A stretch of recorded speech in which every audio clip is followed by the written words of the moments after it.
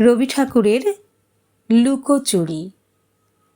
আমি যদি দুষ্টুমি করে চাপার গাছে চাপা হয়ে ফুটি, ভোরের বেলা মাগো ডালের পরে কচি পাতায় করি লুটোপুটি, তবে তুমি আমার কাছে হারো।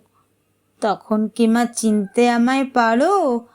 তুমি ডাকো খোকা, কোথায় ওরে? আমি শুধু হাসি চুপটি করে। যখন তুমি থাকবে যে কাজ নিয়ে, সবই আমি দেখব নয়ন মেলে।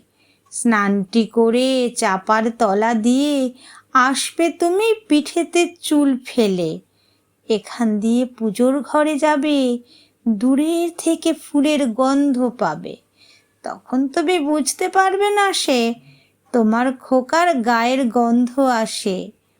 দুপুরবেলা মহাভারত হাতে বসবে তুমি সবার খাওয়া হলে। গাছের ছায়া ঘরের জানালাতে পড়বে এসে তোমার পিঠে কোলে।